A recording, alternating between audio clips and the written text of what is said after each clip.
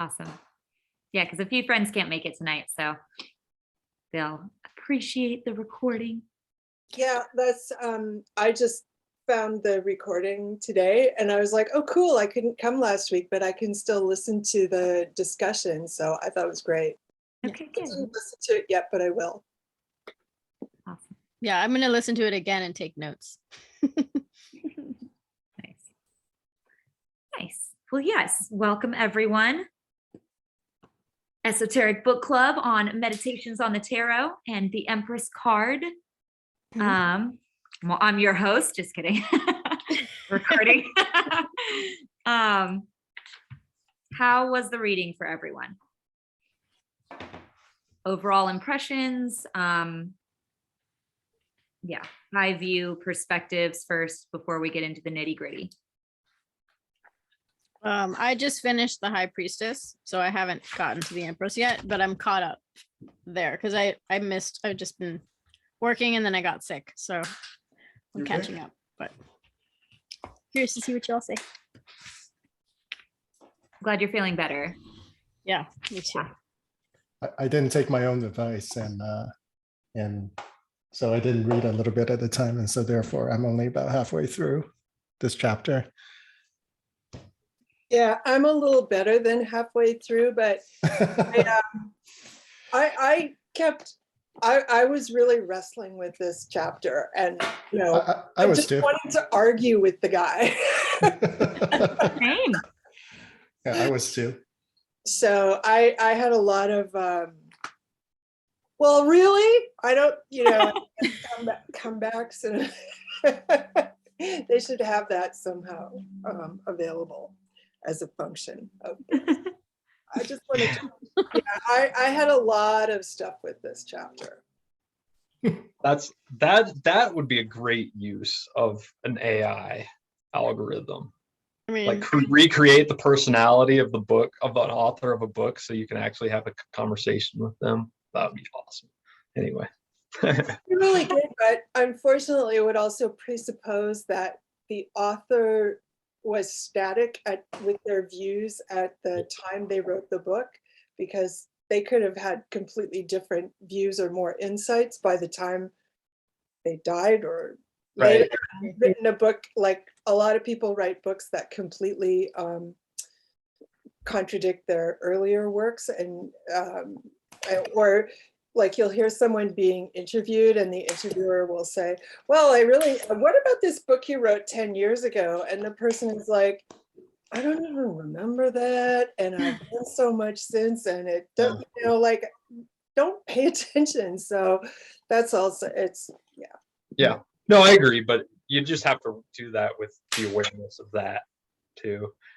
And the AI could be really good in actually like drawing on a lot of sources from throughout the person's life. And it would be a different person, but it would still be a conversation that would be interesting. You could still, I don't know. it would probably be a more intelligent conversation than what you get in internet comments. Yeah. Because that's basically what you're asking for. You're like, oh, I want to be able to yell at this book. I'm like, isn't that the internet? That's like the whole internet.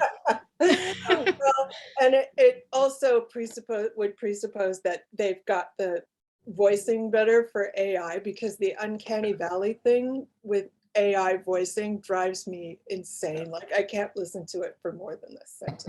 Nobody. Shut up, stop talking, can't stand you. I don't want to talk to my technology, and I don't want it to talk to me. Exactly. Oh, I didn't stick even in like the answering mud. the Book, phone. you could talk to your book. I want to Stick talk in the back to this mud. book. No, I'm glad you said that there were some parts. Yeah, I'm excited to go into that. So Holly, how about you kick us off with one of your highlighted quotes so that we can start digging into it. Can I just say I love this chapter. I think it's great, and I understand why there's arguments, but I really, really, really liked the chapter a lot. Cool. On the record. Nice. Yeah, I liked it as well, but there's just a few parts that definitely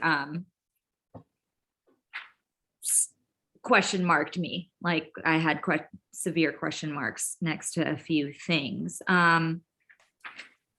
So he opens up, let's go in order just because I know some of us haven't read all the way. I have 2 pages to read as well. So yeah, I mean, there's a few of us that haven't read the full thing.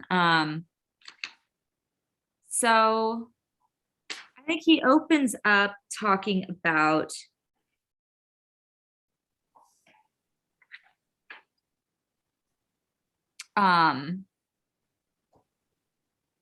so magic, right? Talking about okay, so page 54. Magic is crowned since her task is the sublimation of nature as indicated by the shield or coat of arms with an eagle in flight that the Empress holds instead of the book of the High Priestess. So he really he's going into the imagery behind this, right? And I think the crown is the first thing that he kind of tackles. I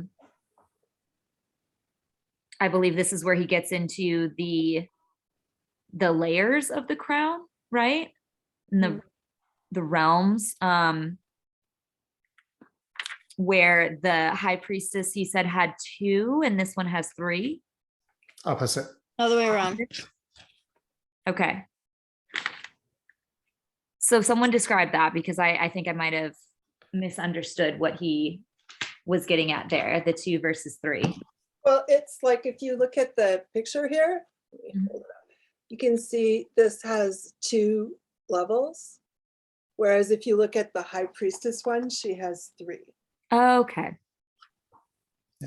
And those represent the planes that knowledge impacts or exists on. So like the Gnostic sense exists on all of them. And Yeah. the magical one deals primarily with the interaction between the Gnostic sense and the material one. Is that right? Because you're using magic to manipulate reality. At least that was my understanding. Yeah, the subtle forces over the matter. Yeah. I mean, my understanding was like a big part of the whole crown, just to kind of kick things off, is like he's really asking the question, like, but by what right do you have magic? Like, how do you justify the use of magic? And he lays out a bunch of concerns, which I think any person who has dabbled in any way probably has come across at some point. I know I have, whether or not it is even right for me to even approach, like, let alone talking about how it operates or what it is or any of that. But like, if any of it is real, do I have any right to even assume it into myself? Interesting. So how Daniel, how do you think about when things are happening and you're performing these operations? Do you deal with do you wrestle with the fact that you can access it do you wrestle with the fact that is it right to access it? Is it a moral question? What is it for you? What is the struggle? Like, especially if you perform the operation and things happen, right? Sure. Yeah, I mean, I think if we're just talking about me personally, Personally, there's kind of like 2 levels, and the first level has to deal with like control, like if I'm impacting the world in such a way, like, is it right that my influence is what impacts the world? I kind of have a different view, like, there's, everybody knows, like, love under will, but actually what I've been thinking lately is love within freedom. And because of that, it throws up a lot of those questions. And then there's also the other part of it is like an internal sense of, and this is psychological, in my own sort of space, which is like a sense of like unworthiness that I think I constantly am grappling with as an individual, dealing with my own self-worth and like whether or not I am even like good enough, I guess, which is purely a psychological construct that can be traced through a lot of events in my own life, and kind of like a rote thinking that I have to sort of unravel to be a healthier person, frankly. But at the same time, a lot of the ways in which I've dealt with this is that I've mostly used magic actually as a means of changing or reconfiguring or like transmuting things that are internal as opposed to external, and then using that as the means to affect the world around me. So it's really more my physical actions and my decision making that influences the world, as opposed to I did a ritual to do this thing in the world and then it happened. Certainly things will fall on the path and things will coincide, but most of it is about, you know, the changing of my own direction rather than the changing of the world's direction around me. And, I mean, I have a specific question around that, right? Because Sure. you know, that's very honest. And so what do you think about the people around you who's not even aware of these questions and are not conflicted about the things that they do from a day-to-day basis and are acting essentially in whatever way that they do and still having a magical effect? I mean, is magic even at the basis of that sort of evaluation? I mean, you know, it could, you can substitute the word magic with like, you know, driving a car real fast down the street, right? It could be any action X, and it was still, the argument was still kind of hold together. So I'm wondering, you know, how do you see other people in their ignorance to these issues that you're struggling with? I mean, there's kind of a double edge to it, which is like on the one hand, it's like it's not my place to tell like what someone's path actually is. I think spirits, like ideas or pathways of spirituality, I ultimately think as individuated. Even if you're a part of a large organization, there's still an individual pathway that you have to walk. And then there's another part of me that is like, yeah, I do kind of get frustrated or struggle with some people's lack of consideration, because I feel like that lack of consideration is oftentimes at the root of why things are the way they are in the world, and why, you know, we allow so much like pain and suffering, because either we don't consider how our influence is contributing, or we don't want to know, we don't want to feel, we don't want to, like, we're actively creating, we're using magic to banish that out of our space, when actually we have to sit with it and find a way in which that can be redeemed within our society, or within our collective selfhood. And that frustration again bounces right back as a reflection, because ultimately, like, I'm also frustrated with myself, because in a lot of ways I'm also doing the same thing, which is why I can even see it to begin with. And that's, hey, all right, tortured soul, fellow tortured soul, love it. Identification. Yeah, Yeah, I mean, I can you have relate to to, that. I mean, you understand things like it seems to be like that you only really understand things as deeply as you understand it inside of yourself. So like, to recognize that these things exist, like, is also a recognition that in some way you're there too. Yeah, definitely. Did that answer your question? No, I mean, it's not like I'm looking for a specific, I'm wondering, I'm really interested in your perspective on how you see, like, because there's a real, seems like a judgmental moral component to it. And it seems like much more of a self-judgment than almost anything else. So Yeah. I was it's- curious. Yeah, I was curious about that component as it relates to other people, right? If we just zoomed out a little bit, if you apply the same metrics to others, but it seems like as if you respect other people's path, and yet at the same time, right, you feel frustrated by their, by their perspective at times as well. Yeah, Which I is- mean, and I think like a big part of it for me, and this is like a really new kind of development as I've like approached a different formulation of my own sense of spirituality, is like, well,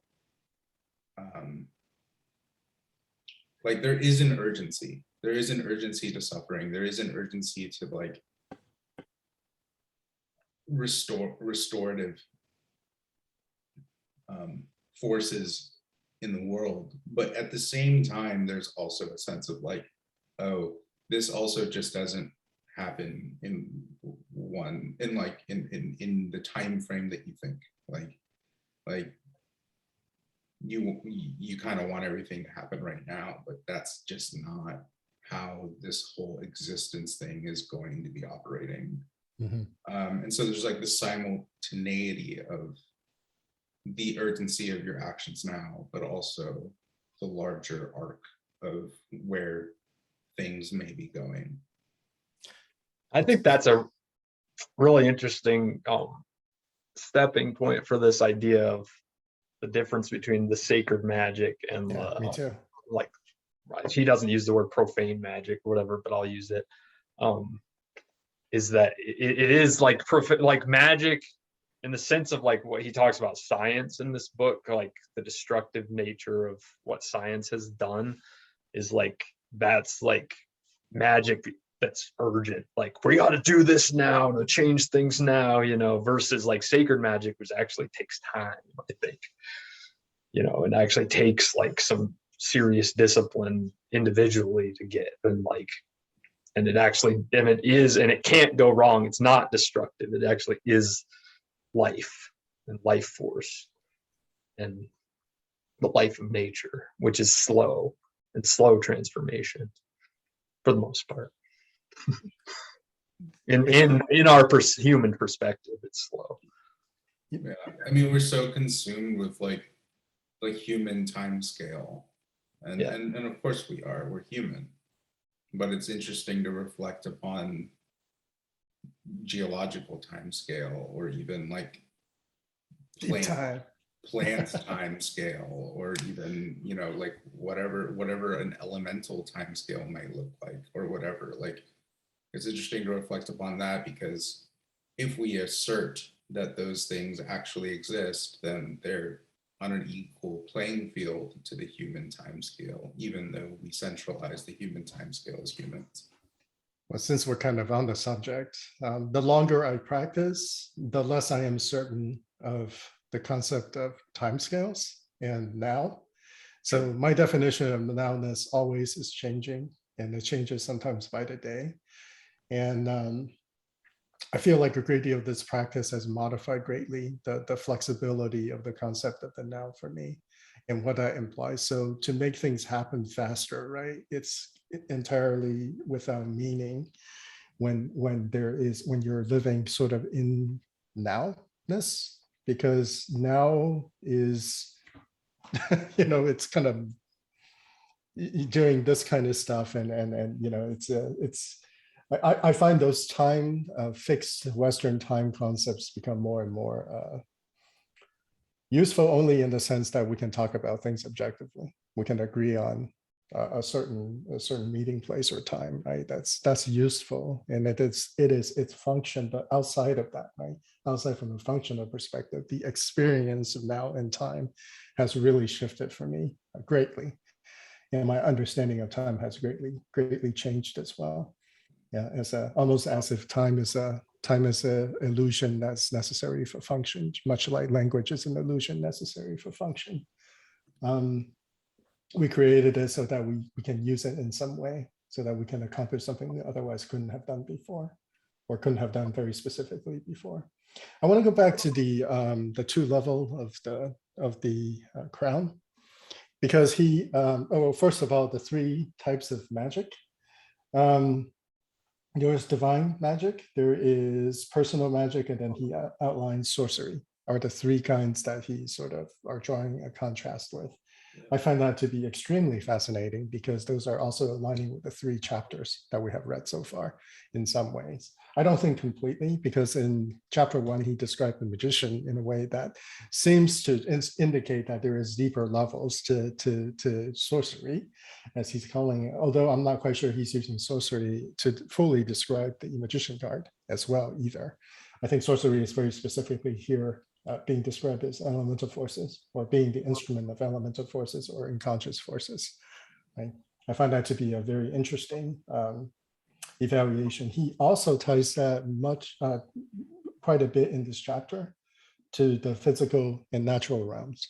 So operating in nature, he at once ties it to sort of sorcery level, but he also ties it to the seat that she is sitting on, which is will make for interesting conversation later. But let's go back to the crowns, the two aspects of the crown, right?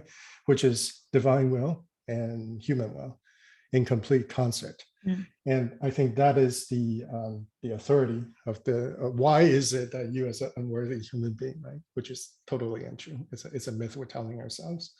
Get to become this instrument to work divine magic. And he specifically talks about this in the context of divine magic as the combination of the divine will and the human will in complete concert with no resistance, no.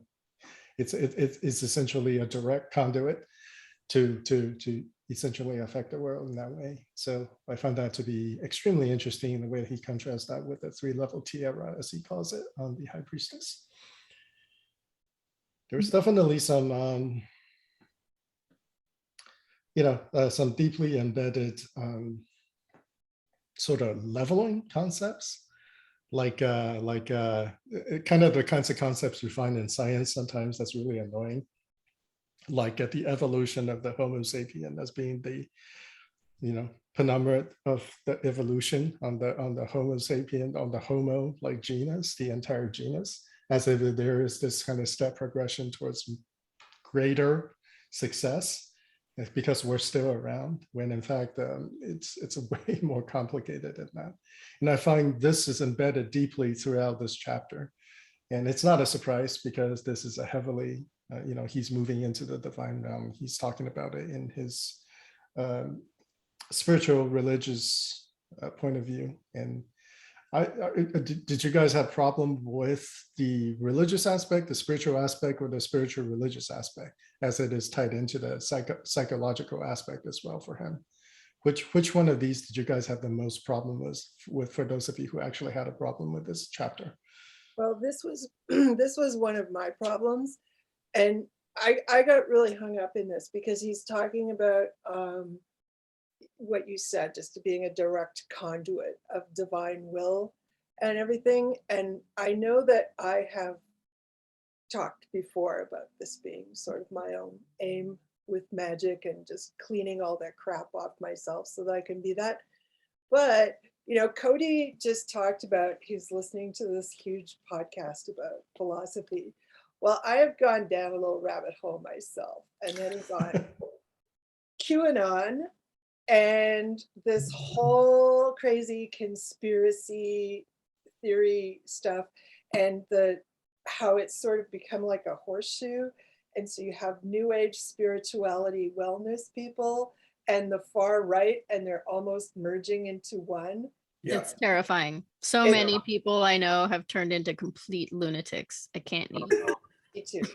So what I'm thinking is, like, these people all think they're 100% right?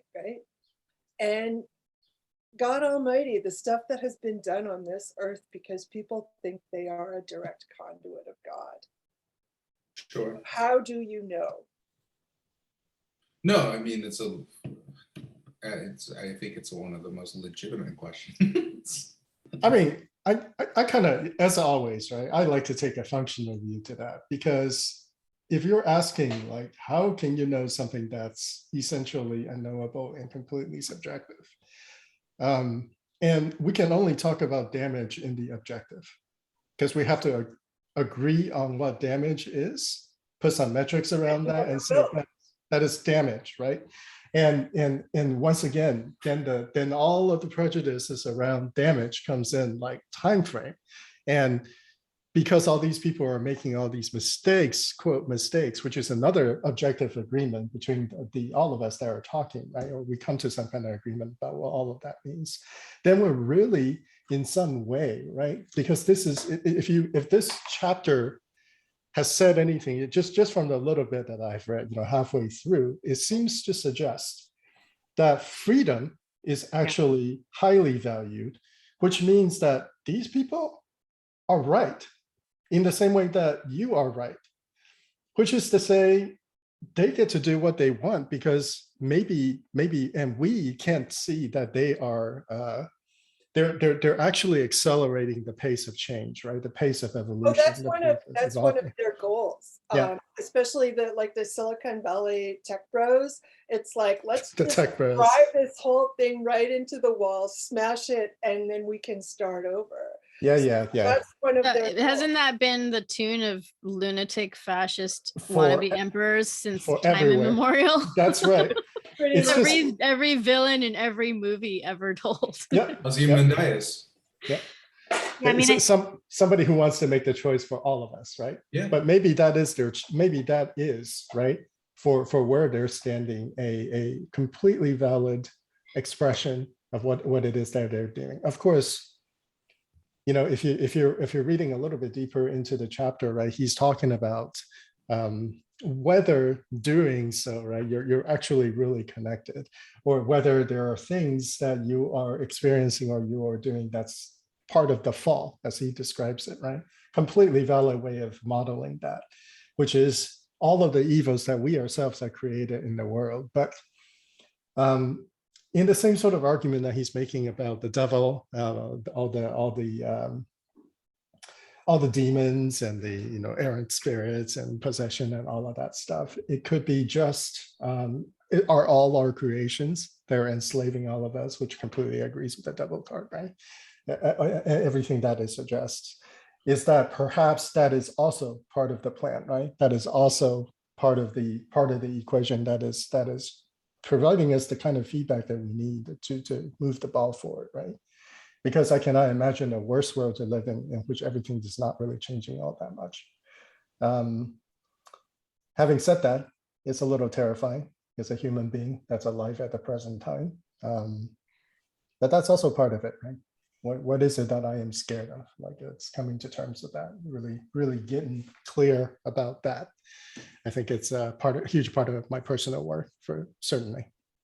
It's getting real clear about the sources of everything and whether I'm being who I am, or authentically who I am, or whether I am executing something that I'm not even really all that aware of. So anyhow, I just want to kind of circle that back to the double crown, right? Because I think that's a central point. That's a central, like, one of the three things that he uses extensively in the first parts of the chapter is the direct. It does. And I mean, my note on this, the whole crown thing as well, is that, divine right of kings, royalty has always exerted their moral imperative as they are, the embodiment of God on earth. And that's why they wear the crown. And well, they've kind of done some shit too, so. Yeah, I mean, I think for me, this kind of goes back to something I actually agree with Crowley a lot on, which is he said, like, maybe, which is kind of funny when you think about his life and actions, but maybe the things that the prophet sees were not for everybody, it was just for him. You know what I mean? And so, because like one of the big issues, like when you talk about QAnon, it's like, okay, like I don't know, maybe some of these people did encounter something. Who the fuck knows? But then they generalized that to the whole entire world, and it became the Great Awakening as a narrative, right? And then QAnon was a joke that got out of hand. At least Yeah. my understanding from all the extensive research that's been done on it, they actually found the people that started QAnon, and it Is it- started kind of as a joke Right? that turned into a competition between two egomaniacs and then got completely out of hand. Okay, well, there you go. Then what I have to say, it doesn't matter anymore. But that doesn't, but there could also be some sort of like zeitgeist that's happening through Yeah. these people that's also needing to happen. So in that Yeah. sense, you could still be correct. Well, Sure. yeah, I mean, I mean, the Q part is only one part of the whole thing. It's really a swirl of a lot of stuff. And the thing is that it's become almost like it's become a cult. And there's all these leaders and whatnot. And like any cult, it's not completely bonkers. Like there is, every cult has some sort of There's an internal logic there that keeps people hooked. oh, but not even internal, but externally. Like there's always something on the surface that makes sense to start to reel people in. Epstein. So the guy with the the QAnon shaman with the horns and the furs and everything, he's in jail now, but he has all these YouTube videos, and if you look at them, like some of them, I look at, it's like, guy, you are exaggerated a bit, but basically 100% correct.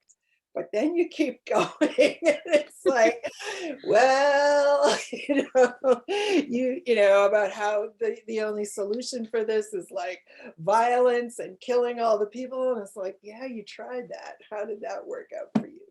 Yeah, so I mean, he's similar to a lot of people in history, right? That has come to this same conclusion, different times, different circumstances, but similar conclusion, right? We need to dramatically shake shit up and change everything. But it's a lot easier to talk about that, and it's a lot harder to actually, get up and kill a bunch of people, and it's a lot easier to get somebody else to do it for you, for sure. But I feel like there is a component to that, right? Like the fact that so many people have ended up in this swirl sort of suggests that there is something that all these people are looking for inside of the swirl. Right? Absolutely. There was something missing in their life where they're trying to fill the void. Like I mean, the way you get these people out of it, yeah, is like for them to like have more friends. More friends that aren't crazy. I mean, I feel like it really goes back to the freedom concept that's talked about in this book, like Yeah. page 61, like the aim of sacred magic is nothing other than to give freedom to see, to hear, to walk, to live, to follow an ideal, and to be truly oneself. So like, I think that a movement like this is caused by people not feeling free, thinking that they can be free from the people that oppress them or hurt their children by potentially killing or getting rid of them. However, what they don't know is that this isn't a source of true freedom. Like this is only going to be an enslavement from some type of maybe cult or some kind of other political system that's put into play. So, I mean, I did really like that part. That's a great insight. I mean, do you want freedom, or do you just want new masters? Yeah, I mean, I think it's really easy to go with whoever's voice is the loudest and whoever's cause is whatnot. But that is a part of our like insight or practice of Hermeticism, sacred magic, is to be able to differentiate like what is causing or what is producing freedom within others and what is aligning with nature to, and then what not like you're taking away somebody's pain. Like it's not about like healing them. I really liked that part. And what I've heard about a lot of like legit healers, it's like you take on what their struggles are because you've already handled it yourself. So like that expands upon the concept of like you can't heal anyone without healing yourself. It's like if you don't know how to tackle that demon or that like insecure or whatever it is, then you're not going to be able to like help somebody else with theirs. So I feel like there's not a lot of healing at the basis of a lot of these movements within the movement leaders themselves, because they're not like, they're removing one thing and then adding in a lot of other fears into it. So like, that's just like replacing one devil with another or whatnot. I mean, I can't fully speak for these movements, but I would see them from my perspective, there actually are in more alignment with that like death principle, with like the principle of like toil, suffering, and death that he defines as the opposite of freedom, as the opposite of the divine magic, which is what does he call, like mystical union, gnosis, and divine magic are the three things that are opposed to those forces.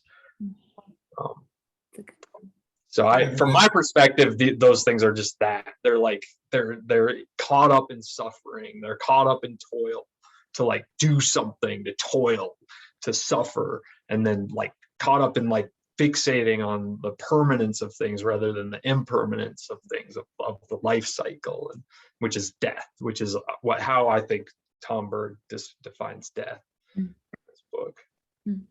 It's not that it's in the fall, when death came on the fall. This is jumping ahead in the chapter a bit, and I apologize, but when death came in the fall, it's more like it's not that death wasn't always already happening. It's just that the idea that the fixating on the permanence of things is what happened in the fall.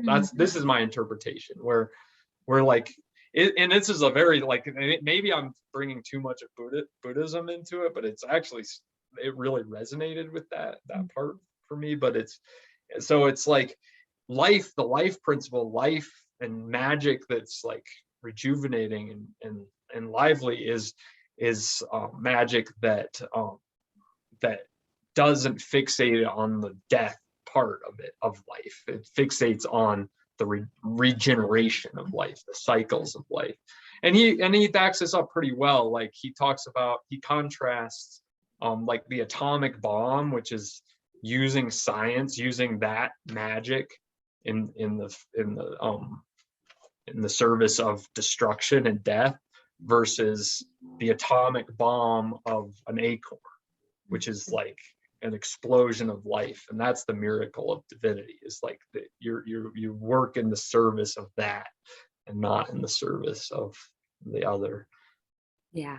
Gosh, I loved that metaphor that he brought with the acorn and the atomic bomb. I thought that put it together nicely. I mean, but I did have questions, like I think when reading this again, I go back to like his tone, I have a really hard time like with how he frameworks a lot of these like struggles that came after the fall. Like he has such a just this way or that way kind of thinking that I think is like, I think how you just described it isn't how I initially read it, but how I think about these topics is like transformation and regeneration is a part of life right now. And choosing to go with that is an active choice. But having death, having turmoil, like I know for my life, I wouldn't be the person, the magician, the magical being that I am right now without all of the shit that has had to happen in order for me to make choices that bettered my spiritual path. So like, I have a really hard time when it's like, oh, before the fall, we didn't have any of these things, but it's like, well, what was, I don't know, like not like the point of, like that then, like, I think struggles really have like a, well, there is like, no point yeah, before the fall. Like, that's why the fall, like, don't judge the fall. Like, the fall is just a process. The fall is like the Big Bang. Yeah, it's just like it's a thing before that the Big happened. Bang, and it was just static, everything, oneness, whatever. Because you're 100% correct. Like, you cannot, without the forces of death and decay, you are stagnant. The only reason why there's capacity for change in our realm is because these things exist. So you're 100% correct. Yeah, I think. I mean, that's my thought. Yeah, on that note, I mean, the fall is like the inciting incident in a novel. It's kind of like, yeah, things are just going along, and then all of a sudden something happens, and then you have an interesting book. A stranger comes to town. Mhm. And I think if you keep applying the principle as above, so below, which is really important to this book because that underlines everything from the very beginning. It's like the fall is always happening. And it is this timeless thing in a sense that George says as well. This is the way I'm interpreting it, because it's all this stuff is always happening. We're always have the capacity for everybody has sacred magic. We all have the capacity. And this, I think, resonates again with the Buddhist idea, with the book we read previously, in that we all are aware. We have the capacity for awareness. We just forget it, basically. Right? So the fall is always happening. Our awareness is always happening. We always have a connection to the divine. It's just whether or not we recognize that connection, in any given moment. And it is a timeless thing. It's all, it's all there. This is my interpretation of the chapter. Most part. And it's very Taoist too. I see a lot of Taoist stuff in this chapter. Heaven and earth, like connection to heaven and earth, that kind of stuff. So he definitely talks a lot about, he uses the word love a lot in this chapter. And I kind of want to get you guys' sort of opinion of, thoughts, perspective on where does love exist for you guys in terms of magic and magical practices, spirituality, as well as any psychological bent that you guys are playing with all the time, right? I know for me, a non-Christian, I even know what that means anymore, by the way, but a person not from the Western tradition originally, because I would say I'm very much of the Western tradition at this current point. But originally, the concept of love has never been one that is central to my existence, and it's certainly not to the degree that seems to be hyper focused here in the West. But that could be because that's such a central tenet of Christianity, and it's the response of Jesus, and it's what he is preaching, right? Basically, he is the prophet of compassion, and but. As in terms of in this chapter, he relates love to power. He relates love to magic, right? It's just certainly the source of divine magic. Let me see if I can find a quote that kind of gets specific about that. Yeah, here we go. Sacred magic is the power of love, quite literally, born of the union in love of divine will and human will. Right? It doesn't get any clearer than that, right? If he's making that statement, how do you guys relate love to power? I mean, love to magical power. It's a source of magic. I mean, I know in my practice, I definitely, it looks like right now, reverence. So, I mean, I give a lot of just thanks to the practice being there, and to my guides, known and unknown, for being in the space that I occupy when I practice magic. And throughout the day, I just kind of give reverence to the magical things that are around me. So I guess it'd be awe or reverence that is being that's what my love looks like right now. Do you perceive yourself as being equal to your guides and your teachers and in the spirit world and the spirit creatures? Yes, but other forms. So I do the same. I mean, I do the same thing with my cat. I'll just be I love you. I'm kind of very affect that way. I'll just talk to her like that. Yeah. I talk to my cat the same way I talk to my magical room and items and stuff. And after I do something, I'll thank her, I'll laugh or something, or if I'm singing, so those little type of things are how I guess. What about the ascended masters? Do you feel equivalence? I more respect, and Okay. I still have, there's definitely still for me personally, I still have a lot of things with hierarchy in some regards, but I'm learning more and more to have respect for my elders in a I mean, I'm pretty healthy about it now, but that's definitely something I'm more like, I take a step back a little bit and try not to like say anything because I can get combative sometimes if I used to. I think I'm better now. I don't know. The reason why I asked that question, and you guys feel free to jump in as well with your own perspective on that, right? When you're working with deities or any of these things. Because he uses the word the sons of God, right? The sons of the divine, or some such language such as that. I see that a lot in Christian-esque type of writings. And there's definitely some kind of implications there, right? So who qualifies into the category of the sons of God, right? The objects or the personages of creation, the things that got created, and their equivalents, right, to each other. And these are pretty. It would be pretty central to understand the relationship there if you want to understand those sentences, right? Like, what exactly do you mean by like the sense of God and their relationship, and how they should view each other and talk to and to relate to one another. But this idea of love, right? I almost like internally, I almost don't know what to do with it. It's not like a rejection because it's not like a horrible thing, right? I mean, everybody wants some love, right? But love being so central to all of this stuff, like it's just like a almost like a little bit incompatible with me. I feel It's that what way it- too. Yeah, it's I'm a little just like, I think of it as a placeholder for something else, but I don't necessarily know what that something else is. yeah. It's not something I relate to really. For me, you wanted to call it a placeholder, it's open-heartedness, Mm. just being completely open to situations and people and whatever exactly as they are, and being okay with that. Gotcha. Yeah, like being present. Yeah. Yeah. Fearless. I see it as fearlessness as well. Yeah, you guys have interesting definitions of love.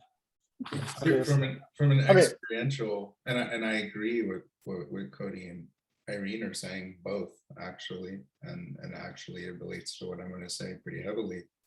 From an experiential sense, for me, it's the sense of love is like the sense for me of a completion of the circuit.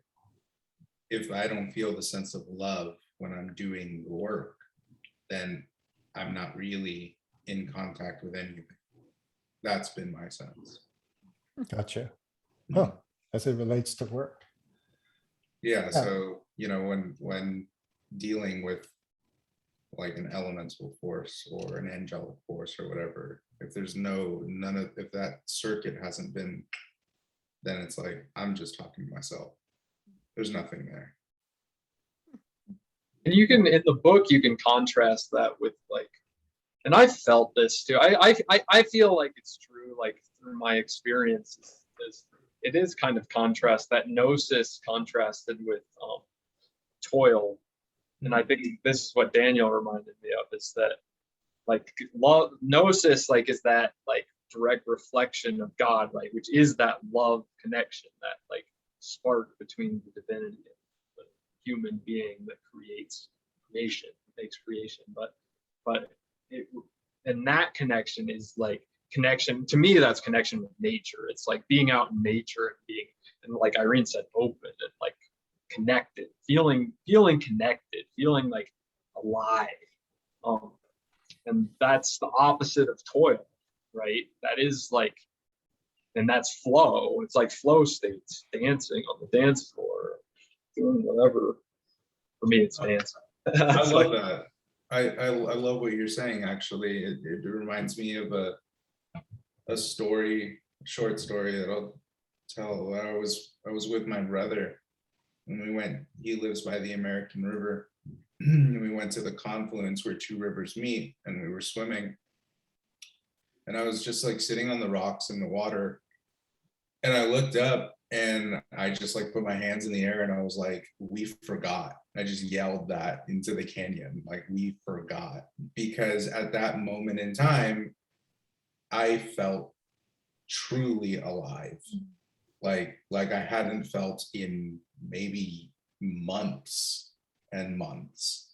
And that aliveness, yeah, I would call that love. You know, so I love what I love what you're saying, Cody, because I agree. I agree that feeling of love is that feeling of aliveness, that like where you deeply feel actually alive. And the absence of that love feels like you're dying. Yeah. Mm. So here's a quote that I just scrolled through. Sacred or divine magic is putting into practice of mystical revelation. I feel like that's a very, very insightful statement in terms of defining, making clear what he means when he says sacred magic, right?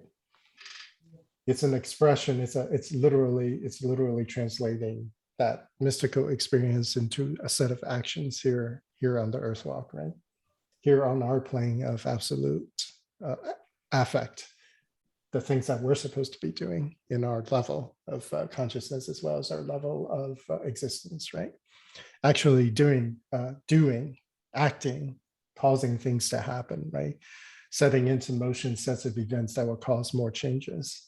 And that's a pretty clear contrast for him in terms of the definition of sacred magic versus the other aspects of magic, which he says, according to him, is the prerequisite, right?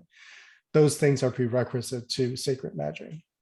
Once again, implying that sort of progression, you move from here to here to here, right? That kind of hierarchical progression that I think most of us at this point in time are probably going to have some problem with, just on a internal level, because we're kind of moving away from that as a consciousness, overall consciousness, I believe. That's why there's such a struggle right now to want to return to it, because we're really leaving it. And for a certain segment of people, that's going to be a really scary thing. And they have nothing to really hold on to or fall back on to really propel themselves forward. And therefore, there's all these ab reactions to this liberation, right? To this breaking down of hierarchy into something completely different. And people are scared when there's no clear alternative to what they're moving into, right? Because we haven't defined it yet. We haven't went out there to create those things, or we haven't popularized a lot of the things that are already happening that are just not that well known. We just haven't tried a lot of stuff. So I feel like there's, the QAnon movement, there's definitely addressing some kind of lack, right?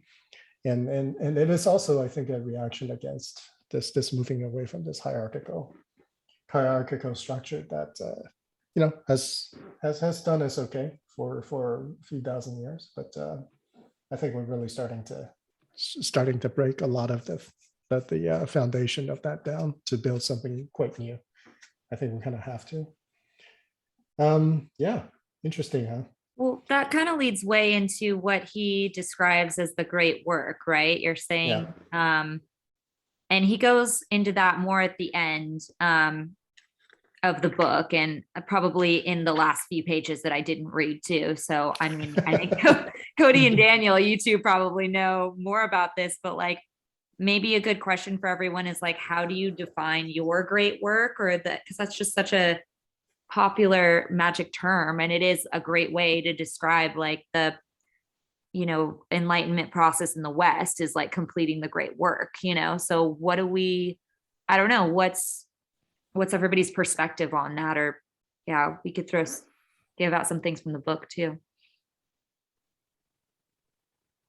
I could say we could relate it to the holy diamond, right? Even something like that.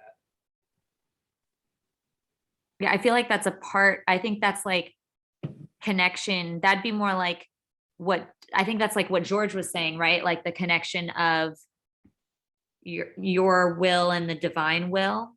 Like there's the connection, and then the great work is like the execution of that, maybe. Yeah. You only know it when you get it. Like, I don't know. I think the expression of the great work can be different for different people, but personally, my great work is at this point in time, as I understand it, is to be completely non-resistant to what I know is right. That is my great work. Literally losing the fear of the abyss. Literally, like the abyss. If I'm projecting out, and of course it's always wrong.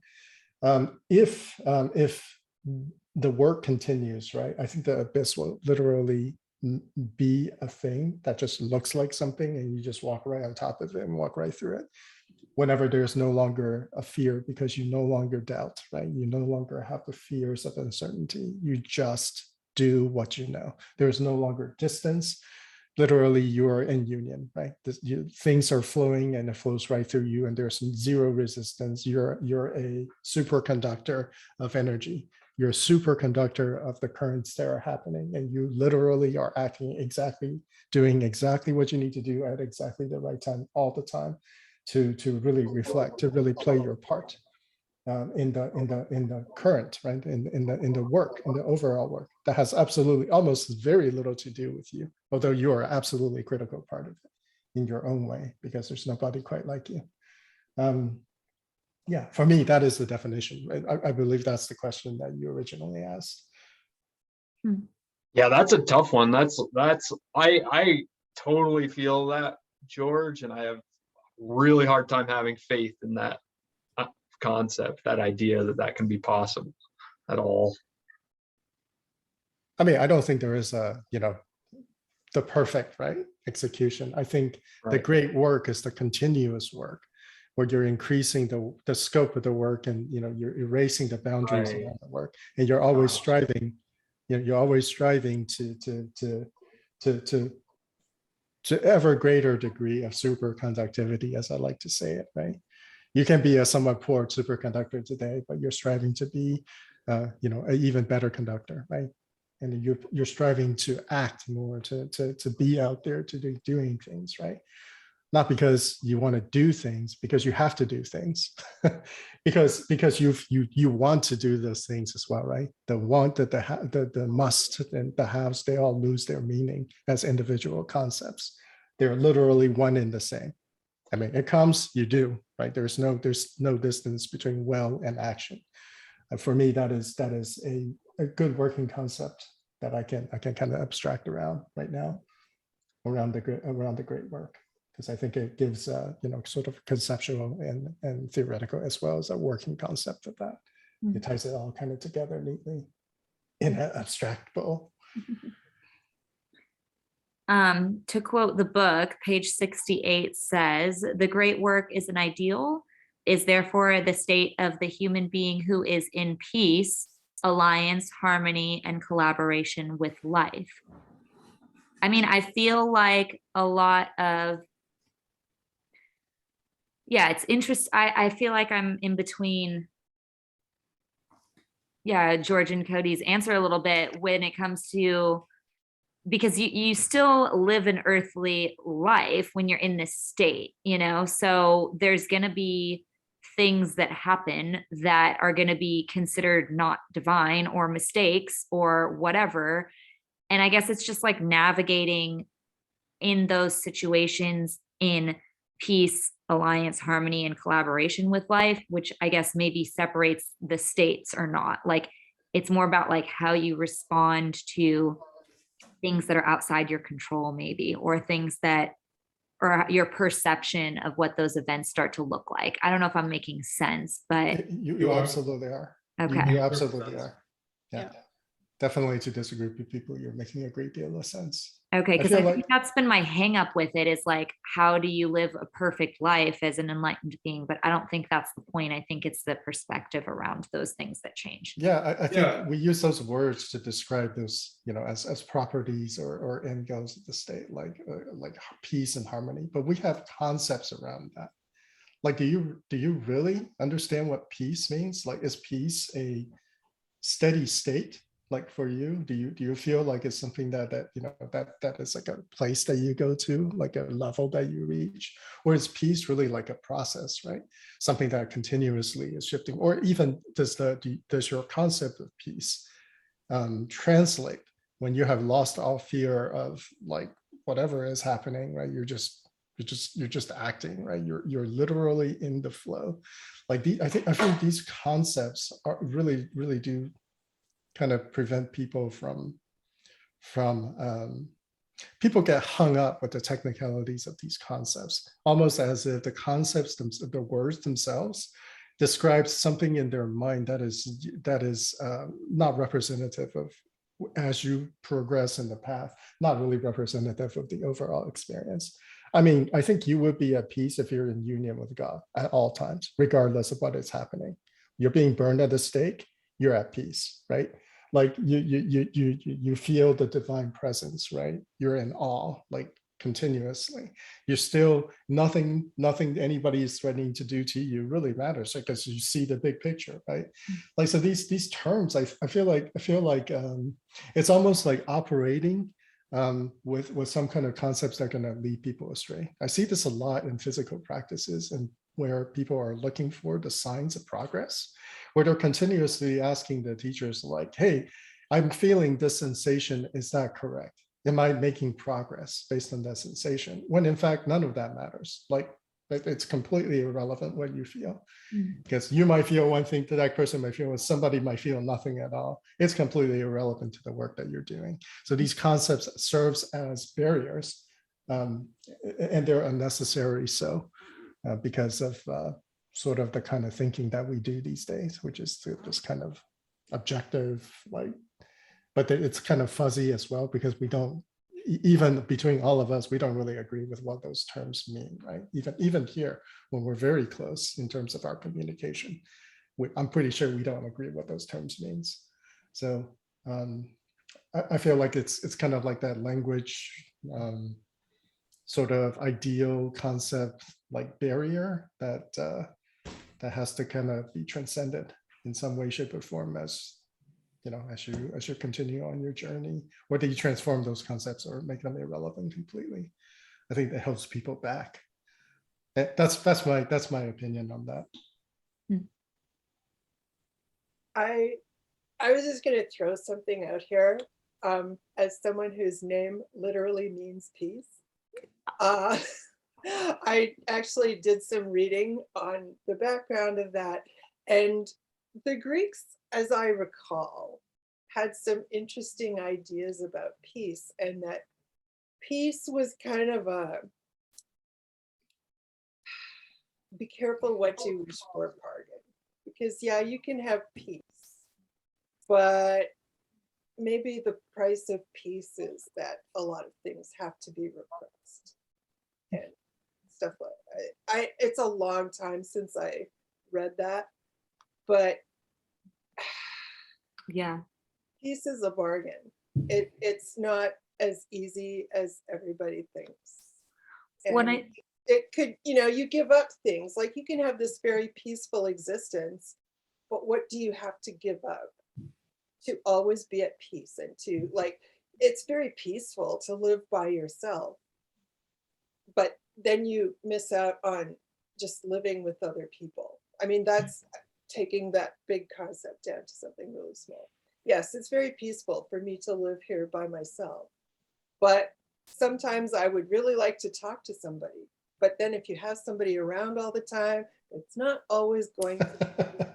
So peace is a bargain, and you have to, I think it's a word we have to be careful of. And I don't even, honestly, I don't even think that you would have to really, like, absolutely totally let go. Even if you said, well, I'm open, I'm just an agent of God and I do whatever, the divine will is, I think you might find yourself in opposition to what you think that divine will is. I totally agree. I agree as well. Yeah. And so in order to just be totally at peace, you have to give some things up, that it's a relinquishing. Well, and I feel like it gives way to a lot of apathetic responses to like unjust things. Like, I don't know. Again, I mean, maybe this is peace out of the context of the great work, but like, if you're not involved, I would want others to experience the great work as well, or experience those states. And I feel like peace sometimes like gives way to not actually like challenging, maybe, I don't know, or not going, maybe. I think a lot of people mistaken peace with a concept of stability. They're very, very divergent concepts, right? I think actually a lot of people are using the words peace and enlightenment to actually just run away from their life. Oh, Yeah. Frankly, like this is Especially in California. Yeah, it's you're looking for the blinding light of the divine that whisks you away from the material profane existence. Like I'm ascending to 7th dimension. We were talking about this a long time ago, 7th dimensional space, consciousness, whatever. It's like, okay, great. Like you're just what you want to do is you just want to absolve yourself of the messiness of being a human being. Yeah. And so for me, this circles back to my definition of the great work. I don't even think peace is the goal. I think the goal is to become in some sense fully spirit and fully embodied, to become the fullness of divine, whatever that means for the human being, and also to become the fullness of the human being and whatever that means in the material realm. And that doesn't mean that you don't have emotions. Of course you have emotions, they're a part of you. That doesn't mean you don't have the profane. Of course you have the profane, but it also doesn't mean you don't have the divine. So it's in a real sense, like it's the tree of life, not in the Hebrew Kabbalic sense, but like the imagery of the tree of life. The trunk is, if you put it horizontally, is a bridge between the branches and the roots. The roots extend into the earth, the branches extend into the sky, and thus there is union. And I think that is, to be more divine is a part of spirituality, but so is to be more human. Yeah. I feel like that about I feel like at least right now in this lifetime and in this stage of my life, my great work primarily involves self-actualization on this plane, because I feel like the things that hang me up that keep me from becoming all the things I know I could be and I have dreamed about becoming are all things that I can only work with on a spiritual, magical level, but they have a very real world practical impact on my day-to-day life and how successful and prosperous I am here. And that's like, I think primarily more of my work than almost anything else right now. And anything else I want to tackle is going to have to wait until I sort at least a good chunk of that out before. I mean, like it's always in the background because you want to integrate into that whole tree of life, and all of those planes impact this plane and it's all together. But at least for me, I think the evidence of it is very clear on this plane, and I'm like working backwards.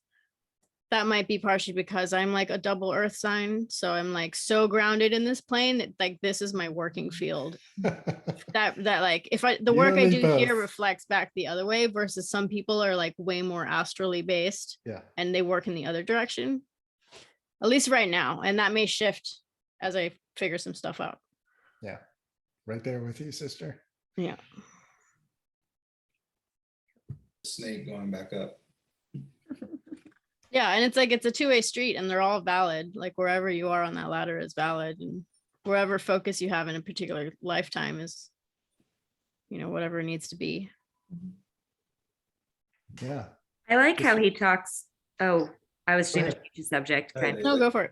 Go for it. Well, along those lines, I like how he talks about like the misuse of magic, and it's not about like but I mean I kind of disagreed with some of it, but I thought it was interesting the way he said it. Like it's not that when he talked about ceremonial magic and how the movement, the formulas and gestures are not secret, but one should not betray them. And then he goes into like, but one betrays it when one uproots it from its proper sacred ground and from the sacred context of the magical operation to which it belongs, and when one brings it down to lower planes, i.e. when one abuses it.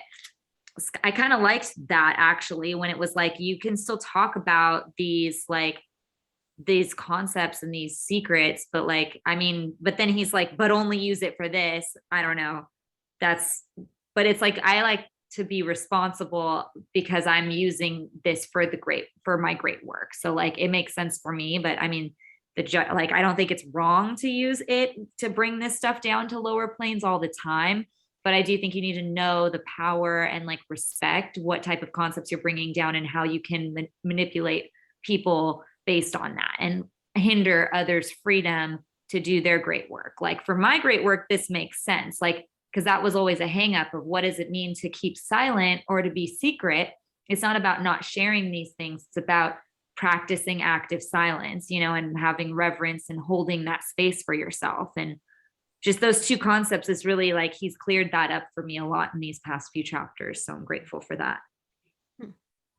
Yeah, I think sometimes there's a lack of, with magic, there's like a lack of reciprocity in the sense of, and I think that everything works relationally. And so, like the neutral gear, I think, of things is reciprocity. And so I feel like a lot of times, especially when you're beginning in magic, it certainly was the case for me. It's like you're asking all these forces to do a bunch of things for you, but you never once ask what the forces might need from you. Mm-hmm. And that's a dialogue that I think has to happen at some point. There's a reason why you exist in the material plane, and it's not just about your life. It's also about the ecosystem. So how do you play your role in the ecosystem as well is an important conversation to have with yourself, at least in my opinion. Yeah, I mean, for me, right, it mirrors the development of a person as they mature, right? Yeah. And psychologically, this is easy to see. In the beginning, you just ask and things happen and occur for you, right? With the understanding that eventually you'll grow up. Mommy, give me milk. Yeah, it's part of your evolution, and eventually you will mature so that you ask questions such as, what can I do for the world? It's but what can I do? What can I do for the angels? What can I do? Exactly. What can how can I better execute the true will, right? Yeah, And I feel like a little bit of that too is like when you kind of hit that flow state or that closed circuit or whatever, you are embodying being in that kind of slipstream that's sending you towards like the highest good for the world and for everything. So like, I don't think of divine will so much as like a consciousness directing, so much as like, if you are in the flow of the great current, and the current exists because it has to, because of the math of how the world is constructed. It's not like a conscious force necessarily, so much as like, if you let go of all your obstructions and you fall into the slipstream, you're in a flow state where things become more effortless, but also the highest good is served for yourself and everything around you. So like part of it is just like getting the resistance out of you to that, which a little bit of what Irene was saying about how like, if you clear yourself out and you can let divine will shine through, I guess my framing of that is a little different, but it's a similar kind of goal. I think a lot of the resistance stems from our resistance to death, our resistance to impermanence, right? Because that's, or fear more than death for me. Because death as a concept doesn't scare me, but in the moment it might scare me. Yeah, well, fear of loss, right? In that sense, not your own death, but the constant deaths all around you, like in the previous book, the little deaths every day. Make room, baby. We need some innovation, some new ideas, and some recycling here of the physical material. The only way flow happens is impermanence. It's like impermanence. Literally by definition. But that's just the thing, right? And you sit in meditation, right? You're really shut out, and you're really sitting with yourself, right? And you start to feel your awareness, your consciousness, right? Like, I know, but certainly for me, right? The more and more the ideas of impermanence seems like a very childish understanding of it all, right? Because you feel that sense of permanence. It's not like it's not like I can explain, or I can make a definitive proof about that there is permanence to the existence, right? The existence is permanent, but the conditions are impermanent, right? So maybe like saying things are impermanent is a really good first step to really, slap people in the face or pour some cold water on their head so that they kind of wake up a little bit. But I don't know, when I'm sitting there, when I'm doing my practice, I certainly don't feel impermanent. I mean, I feel like maybe the presentation or like the karmic influences would be impermanent, but the consciousness does not feel all that impermanent. It feels very permanent. And it feels like it's been around, it's going to continue to be around for an untold amount of quote time, right? It's just a personal sense that I get, like just even sitting in meditation. Like it's like, what? That's silly. Impermanence? Like it's Oh. such a short trip that it's like a flopping in and out, like in and out, in and out. And then it's like the sense that I keep getting is I've done this many times. Like so the attachment to this, right?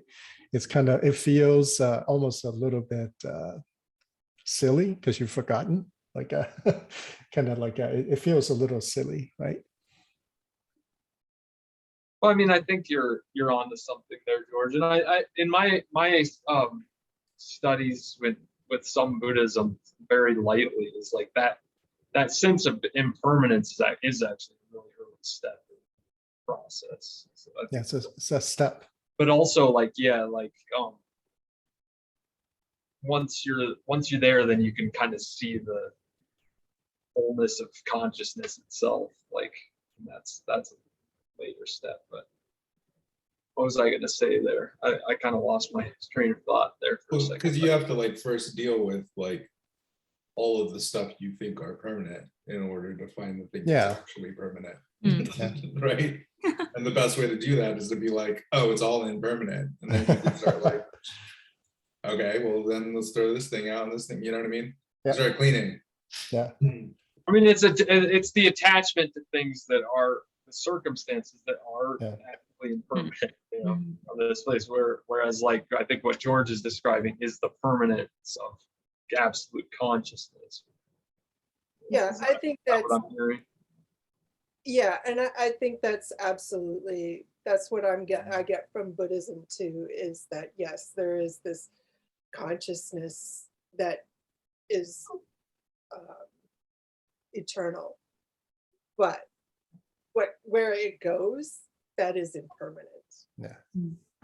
Relative versus absolute.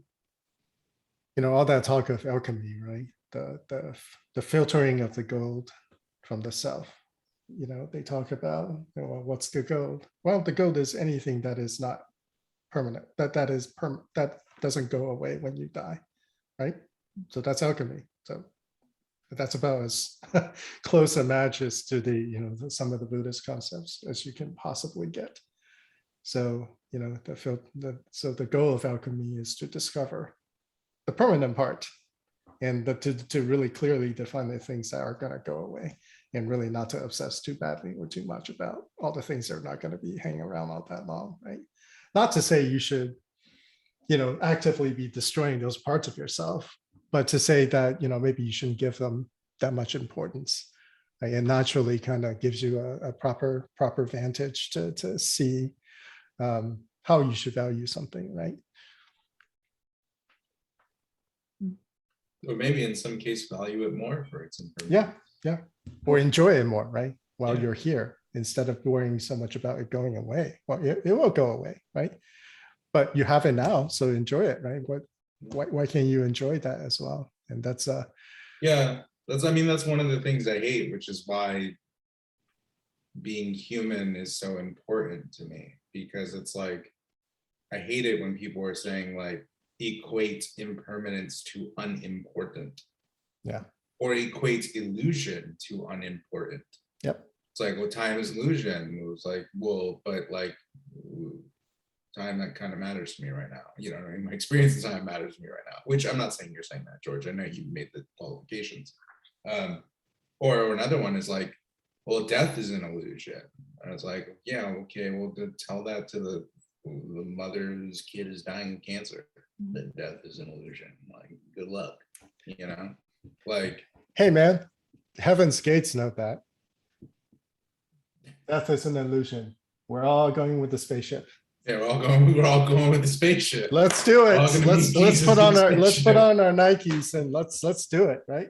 They Yeah, did it. exactly. So it's like that's the thing is like I think that's why it's so important to like keep your feet rooted in the ground, because yeah, maybe in an absolute sense it's an illusion. Maybe in an absolute sense it's not important.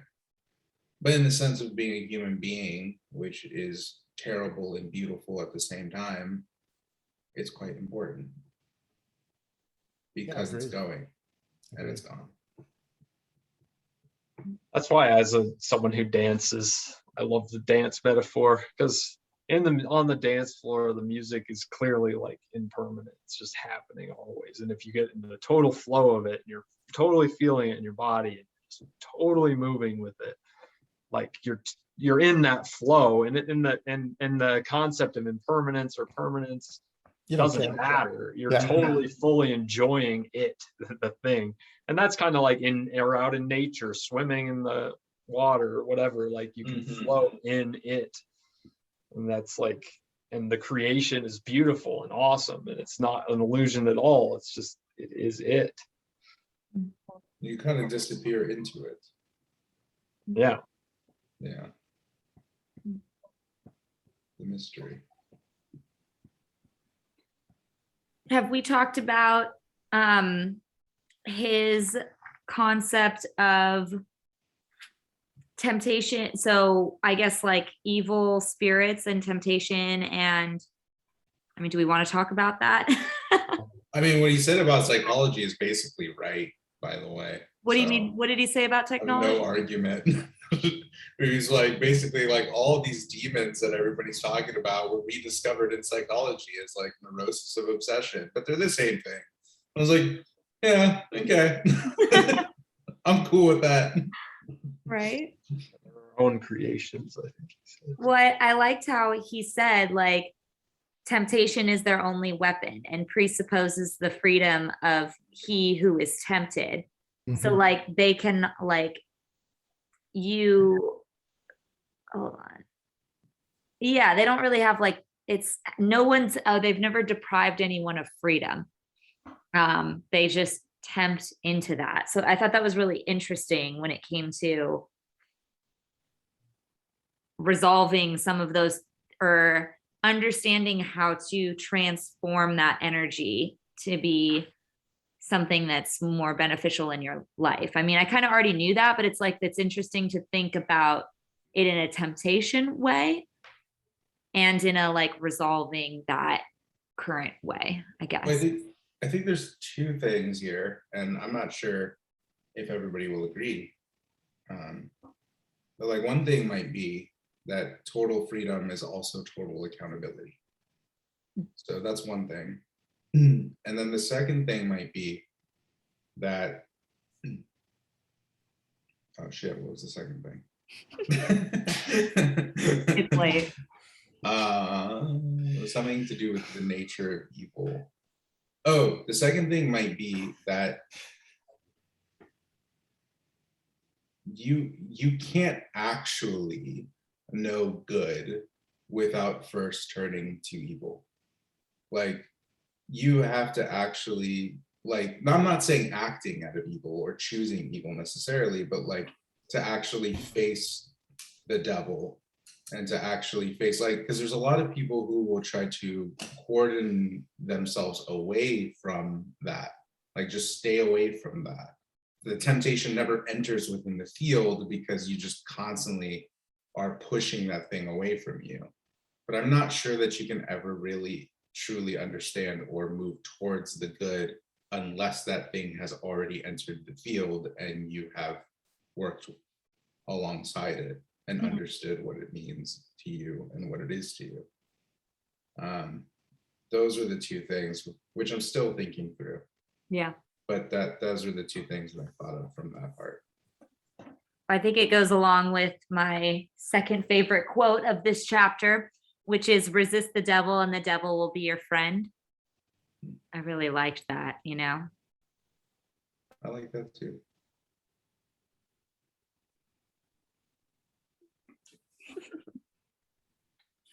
Yeah, what is he else does he say about the devil? That it's the devil has just he doesn't hate us, or but he's lost faith in us or something. That. I remember that part. It's like he's lost faith in humanity. Well, he references Job a lot, right? And so Yeah.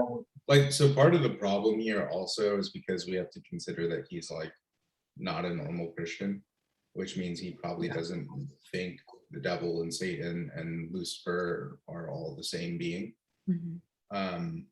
He doesn't. Yeah, Right. He separates them as he lists them even, right? And so yeah, that's a really interesting. So he references like Job. What's that story? Or can you give is there a God. quick Job story? Is it not quick? Yeah, I can make it quick. It's quick. The whole book? Or? It's horrible. Oh yeah, it's pretty bad. So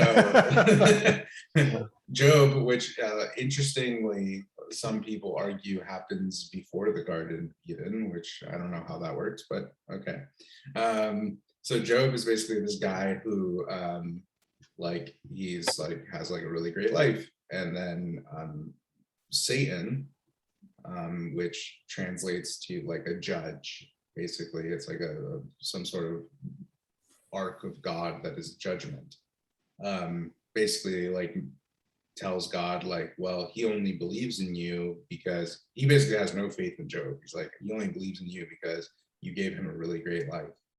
And then God is like, no, it's not true. And so then God basically like rips apart Job's life, and they just do it to see if he'll still like believe in God. And that's basically the story. And then Job has terrible and like loses his children and shit. And like that's God. it. But he never loses his faith. But he doesn't lose his faith in God. Oh. Yeah. Even So though God is the one who took it all away from him, like, whatever. and We go that's why Christians. we have the expression, someone has the patience of Job. Oh. I haven't really heard that, but that's a good one. I haven't heard that either. The Oh, patience really? of Job. Oh, so that means you have a lot of patience. Yeah. You have infinite patience. Apparently. Wow. Cool. But yeah, so it makes sense that he's saying like the losing faith part, because it's like he's talking about, I think, this other side, which like kind of has to exist in order for the material world to exist in some sense, I think. So Yeah, like interesting. the equation of giving into temptation, would that equate to losing faith here, or would that be a different concept according to the author? I think it's a little bit different, but I don't know. it's interesting to think about it that way, maybe. That reminded me of when I kind of reacted to what George said about not having faith in that sense of being in the flow at that level that George was talking about with his process, his great work. It's interesting. That feels like that's true to me somehow, that there's something in there. Well, also reminds me of like what Cody was saying about like these things the fall is happening all the time. Losing faith in the divine happens all the time. Regaining it happens all the time. We're constantly vacillating between all these things. The interesting thing about what he said about Job was that this whole story of Job was actually the demonstration to the devil to, hey, you should have faith in people. Yeah. Not so much about the human at all. Right. It's like, hey, dude, you might want to see this counter example to your argument, right? Because since you are making this assertion, I'm going to prove you wrong. It's interesting, right? Because earlier he says, so the author says that we have a special place in creation, very Christian as well, right? We are given a gift of choice, absolute true choice, right? allowing us to choose wrongly if we want to. And by wrongly, we, all the stuff that we've already mentioned, death and all the suffering and toil and all of that stuff, and that we entrap ourselves, so we're completely free to do so. It's just part of the condition of our creation, right? This is the nature. This is our nature. And but that also implies that I'm not quite sure how the devil can lose faith in anything, because he has no choice. That's kind of a thing I cannot quite understand, like his two opposing views. If you're making an argument in this way, then you can't really honestly believe that, unless of course the devil was given the gift of choice as well. Unless it's just its nature, like in some sense, like I guess you could interpret, and I'm not sure if this is right, I'm just kind of going off on the limb here, but like you could interpret the story of Job also as an argument between God and himself. In which case that, in which case you would basically say that that the expression of the devil, the expression of Satan, is merely the expression of a different aspect of that being. But I don't know if that makes any sense. I'm just throwing something. I kind of like that. Yeah. Or that is just a story to teach us. Yeah, I mean, I think like the devil being our own creations, there's like, it is that kind of lack of faith in ourselves, to that sense, to really get in that flow. Yeah. Or maybe it's the, cynicism and the lack of faith in other people, in our fellow human. Yeah. And how many things do we put in our own way to not get, any of the things that we want? Not because, we actually didn't want them, but because we doubt ourselves. Like, yeah, that's absolutely. Actually, some part of you really doesn't want it. Or if you're putting obstructions in the way. So maybe the story of Job is actually God arguing with us. Yes. As the reader. Yes. If you can believe that God would, even need to argue, right? Because it's infinite love. It's just a process of waiting for us. Maybe he's just being impatient. I agree with people I love. Sometimes he's just like a parent who is. Yeah, he's just like, I'm sick of you. They're just getting You're it. so stupid. I'm gonna slap you up the side of the head, like. Oh my gosh. Yeah, I know, it's pretty harsh. You don't understand. You're just a human. Yeah. One day you'll grow up and you'll be a god and you'll have a whole mess of beings on a planet, and then you'll understand everything I went through. And I hope you get along just like you. That's right. You don't know true suffering. I face infinite suffering. I had to walk uphill in the snow. Give you something to cry about. Great. So I'm sure none of those things came from our own past as well, right? Oh my God. These are all things that we all carry around. I mean, I grew up with corporal punishment, right? It's not just like parental corporal punishment, but when I go to school, like the teachers are like, they got their switches and stuff, and so this is very much a part of my upbringing as well, right? Yeah. All these things, I believe that truly we are in conflict with ourselves. This is why I think all the evocation work is quite valuable, right? It does help you to understand yourself so much better, and perhaps work it out, right? And allow them to grow up, allow them to have better strategies of dealing with stuff, so that you're not constantly being pulled in 70 different directions before you leave the door, right?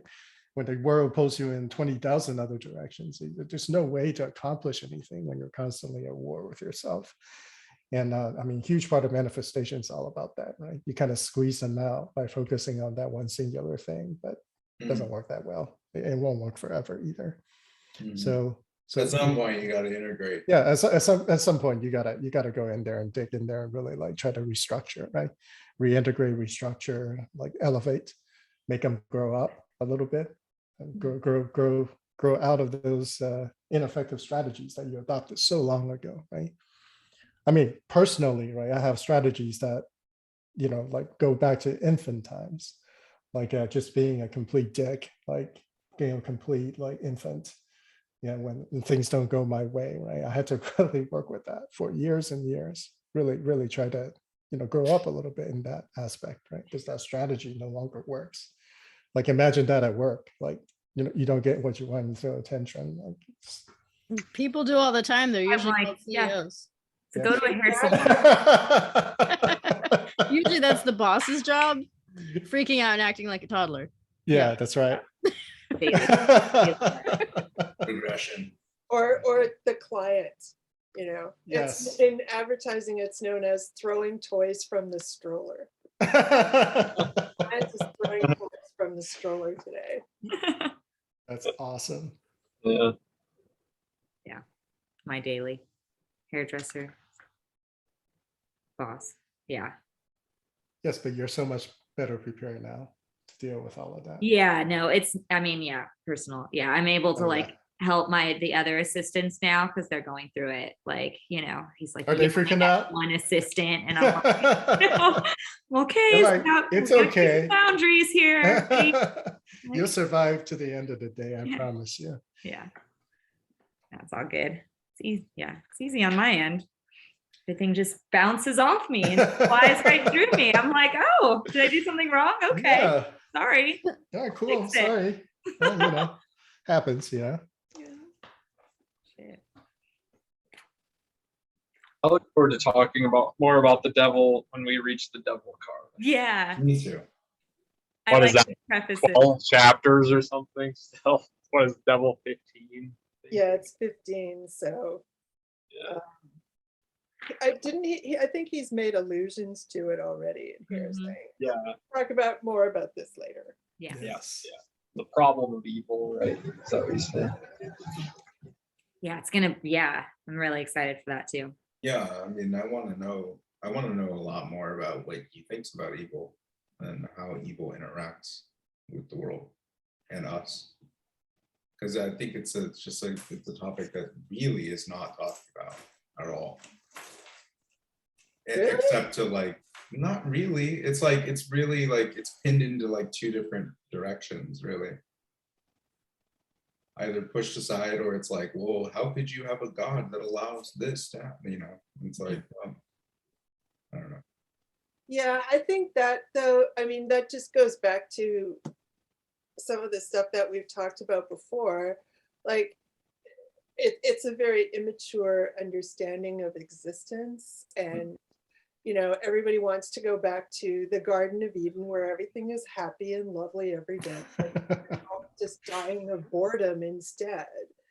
Like Haley said, what's the point? Exactly. And so that was actually one of the topics that I was really fighting with this book about, because he's always talking about absolute freedom and freedom from suffering and blah, blah, blah. And it's like, well, guy, that's creativity is like problem solving under restrictive circumstances. Yeah.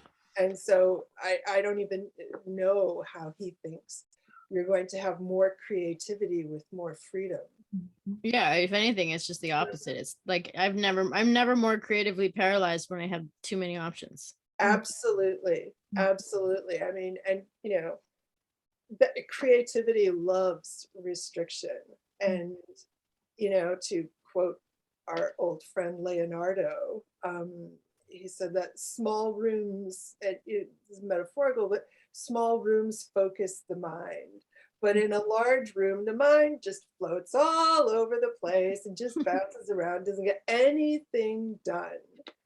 And that's completely true.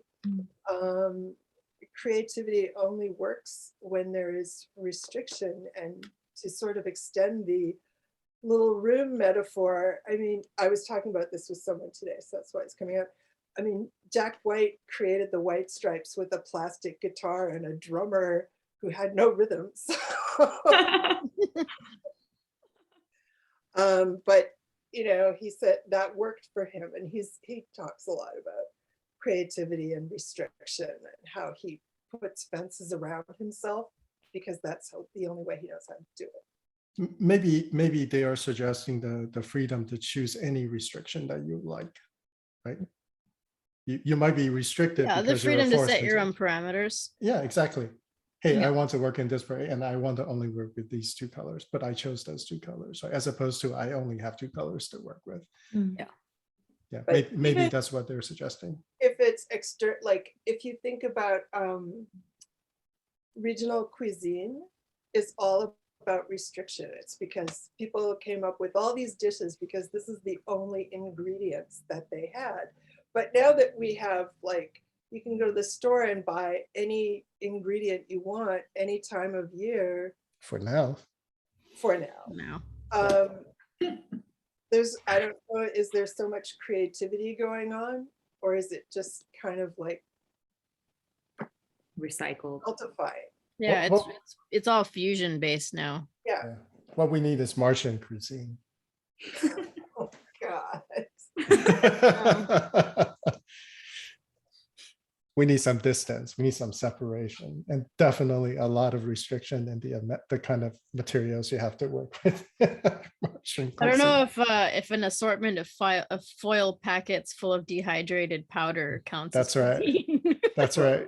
I mean, I That's think when you like, get into like prison cuisine where they're making stuff with like ramen packets and stuff from the Yeah, because they're so bored. no,